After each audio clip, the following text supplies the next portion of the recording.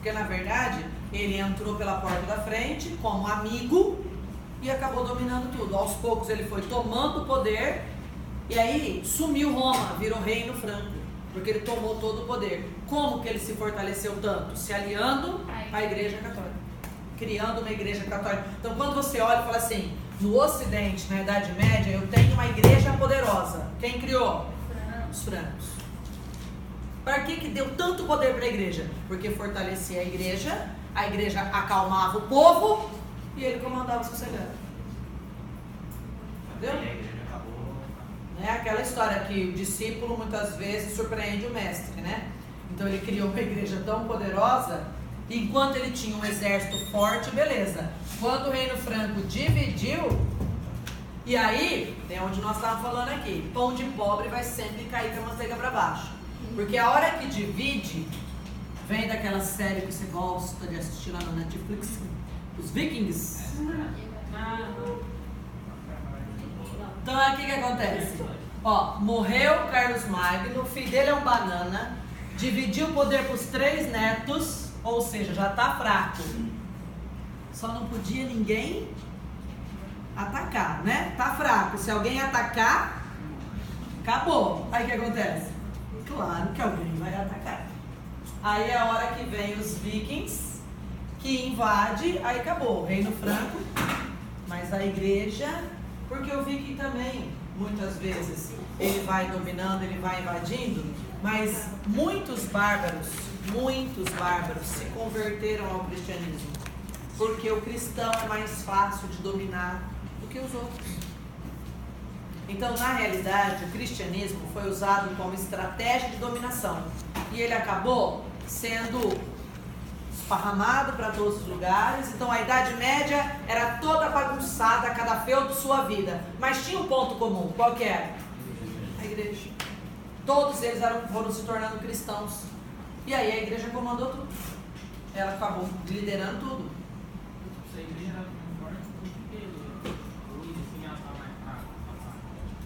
Porque aí na cena dos próximos capítulos nós vamos ver que fé e dinheiro. Aí entre fé e dinheiro, o que fede é o dinheiro, filho. Então na verdade é isso. Enquanto baixa a cabeça e reza, mas quando você vê no fim do túnel a possibilidade de enriquecer, dá licença, dona igreja, que eu gosto de rezar, mas eu gosto mais de dinheiro. Então aí a hora que vai desgramar é justamente por causa do capitalismo. Quem quebra as pernas da igreja é o capitalismo. Tá? Ó, então, só para a gente ter um roteiro desse pedaço aqui. Então, no Ocidente, vai virar a Idade Média. Beleza. Quando, gente? Depois da invasão dos bárbaros. Então, a hora que você tem aqui, como que vai ser essa política? Ela vai ser... O que é uma política descentralizada? Cada feudo fazia suas leis. Essas leis eram escritas? Não. Então você vai ter aqui leis orais. Cada um manda do jeito que quer, faz o que quer.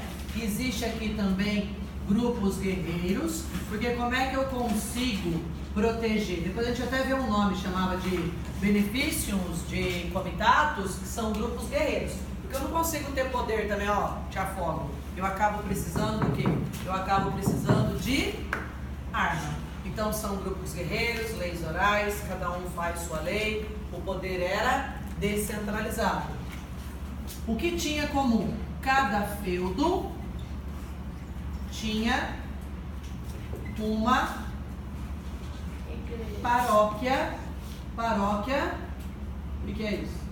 Igreja. Então cada um tem a sua igreja. Você tá vendo? É o primeiro sistema de franquia que tá certo. Você tem a filial, que é em Roma o Papa, e tem um monte, a matriz, que é o Papa, e um monte de filial. Onde tem filial? Todo feudo tem uma filial. Porque a igreja ajuda o senhor feudal a governar. Então, ó, a igreja católica ajudava no governo dos senhores. Transforma o povo em obediente, bonzinho, educadinho. Então, um ajuda o outro. Até aqui, beleza? Lembrei disso aqui sossegado?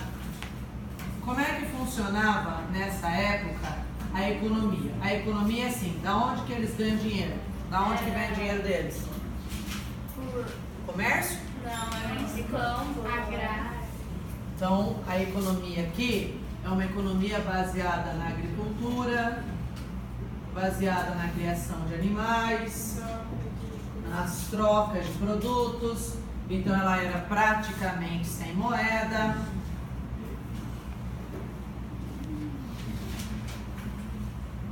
Se ela é praticamente sem moeda, você vai trabalhar com um comércio de trocas, muito de subsistência, uma vida bem difícil. Na sociedade, você vai ter uma sociedade que ela vai ser muito assim, ó. Você tem a nobreza, tá? Que é os donos das terras. Então você tem a nobreza, que são os donos das terras. Você tem o clero, que é a igreja, e você tem os servos, que são os trabalhadores, né? Então esse tipo de sociedade... Eles trabalhavam em troca de proteção. Isso. Então você recebe salário? Não. Então essa sociedade, você diz que ela é estamental. Estamental é estática, parada, não tem mobilidade. Nasce, ele não consegue, você não consegue mudar. Então, ó, sem mudança de classe social. Então você não tem como. Nasceu servo, mamãe que você quando crescer, nada. Né? Porque você, na realidade, não tem como, porque você não tem moeda. Então tem os nobres, entre eles bonitinhos, são amiguinhos, tererê, e os outros que se lasquem. O clero também, para estudar papado, você tem que pagar, viu? Não é de graça, não. Você quer estudar papado, igual quando você vai fazer a universidade, tem que pagar. Tá? Porque também em troca, depois você tem uma paróquia e você recupera o dinheiro na boa. Tem um jeito assim, tranquilo de recuperar o dinheiro. As espadas da Idade Média tinham o mesmo formato macro diferente? Depende. Muito desse formato de cruz que você vê veio da parte das cruzadas. Mas aí é uma questão de que você coloca lá, segurar mesmo, né? Ela tem toda uma logística de funcionamento. Que aí você distribui a travessa aqui, ó, para equilibrar isso. É mais física do que história, né? E aí, como é que você tem aqui a cultura? Como é que funcionava a questão da cultura aqui? Quem tem o controle ideológico? Por enquanto não. Por enquanto não. Aí nós vamos estudar cavaleiro, suzerano, vassalo, na continuação. Aí a partir de amanhã, não. Aí a partir de amanhã vai cair lá no teste depois. A partir de amanhã, porque está na sociedade. Então a nobreza tem o suzerano, o vassalo, mas depois, cena dos próximos capítulos. Agora não. Mas você está passando, vai cair. Isso aqui. Porque aí depois esses detalhes, aí é o final da Idade Média. Aí é depois. Aí está lá nos testes depois. Então o controle ideológico da Igreja Católica. Como é que ela conseguia fazer esse controle ideológico? Porque tinha os tribunais. O que faz um tribunal? Julga. Lembra que tinha a Inquisição? A Inquisição faz o quê? Condena, pode até jogar na fogueira. Tem tudo era heresia. O que é heresia? Pecado. Todo mundo era chamado de herege, que era o pecador. Então, na verdade, ela controlava como? De um jeito sutil, tá com você na fogueira e pronto, você já obedece à igreja, você já vai achar que ela tá certa. Então, essas são as características que vão se destacar. Aí os detalhes do feudo, como que funcionou, o poder da igreja, os impostos que eles pagavam, porque aí cai no teste, aí não mistura. Aí você estuda uma coisa de cada vez. Porque aí vai estudar imposto, tem 6 nomes. Então, aí, para não misturar muito, porque agora já tem conteúdo bastante para misturar. Então, nós vamos começar assim, ó. Nós vamos começar a história de Roma da seguinte forma. Para a República, eu só preciso saber as duas características que formam a República. Conflito entre patrício e plebeu por direitos políticos e expansionismo após as guerras púnicas. Guerra púnica antes. Guerra púnica, quem com quem? Roma versus Cartago, disputando os territórios no mar Mediterrâneo. Quem ganha? Roma. E aí ela vai virando senhora do Mediterrâneo.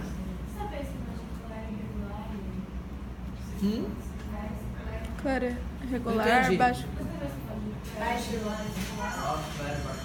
Não, só tem que saber que era dividido, mas isso tá lá no Teodósio, gente. Não, pera, termina lá que você tá falando de Roma.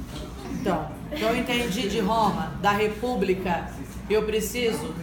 Pô, cala a boca. Ai, Jesus Cristo. Não, gente, então eu tô tentando explicar pra vocês, ó. República, então as características, beleza? Dos conflitos e das guerras púnicas, tá? O que eu preciso saber da crise da República? A importância dos irmãos Graco, porque foram os primeiros a discutir a proposta de reforma agrária. Aquele monte de nome de general, de triunvirato, não precisa. Tá bom? Saber que ficou muito pobre. Você tem que saber que ele entrou em crise, houve muitos conflitos e aí virou império. No império, eu tenho que saber as características dele, tá? Que aí teve a Pax Romana que conquistou um território grande, porém grande demais, caro, difícil de ser mantido, com imperadores que gastavam muito. Mas é um período bom? Para a urbanização, para o desenvolvimento, para o saneamento, foi bom. Porém, se gastou uma quantidade infinita. Era um império gigante, com muita corrupção, com muito desvio de dinheiro e com muitos problemas. E começa a não ter como se manter, não tem como manter o seu exército, não tem como pagar tudo o que precisava. E aí começa a ter o quê?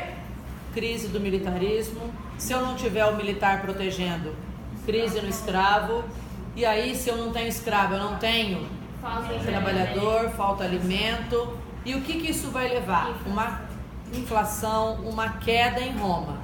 Que para piorar, ela só piora com a invasão dos bárbaros. Porque já está enfraquecido, os bárbaros invadem. Quem tentou evitar? Isso é certeza. Quem tenta evitar? 2 imperadores. Constantino permitindo o cristianismo e Teodósio oficializando. Tentou salvar esse império. E o Teodósio, além de oficializar o cristianismo, ele ainda tentou uma outra estratégia para salvar o império, que era dividir Ocidente e Oriente. Divide Ocidente e Oriente. Lembra? Os bárbaros invadiram aonde? Só o Ocidente. No Oriente vai virar Império Bizantino. Império Bizantino, vou estudar com carinho, Justiniano, que depois dele vem ideias que vão sendo mantidas durante todos os imperadores. Vou estudar Bizantino, eu tenho que saber César o Papismo, Corpus Juris Civilis, que é o Código de Justiça, Iconoclastia, que é sem idolatria, sem santo, sem imagem, monofisismo, acreditando na figura de Jesus, que se torna sagrado depois de morto. Então não tem santo, não tem imagem, não tem idolatria, o que acabou levando ao cisma do Oriente. Cisma do Oriente, separação da Igreja Apostólica Romana com a ortodoxa grega, que não tem imagem. Isso. Aí quando eles se sentirem ameaçados pelos muçulmanos, é o que nós vamos ver depois que vai entrar a guerra. Mas eles caíram justamente quando os turcos invadiram, só. Não teve nenhum contexto? Tem, mas nós vamos estudar depois, porque agora nós vamos ter que ir por partes. Nós estamos vendo o que vai acontecendo, porque aí os muçulmanos vão expandindo, vão tirando o território bizantino, e aí eles começam a já entrar em confronto, o que acaba com a invasão dos turcos em Constantinopla. fala que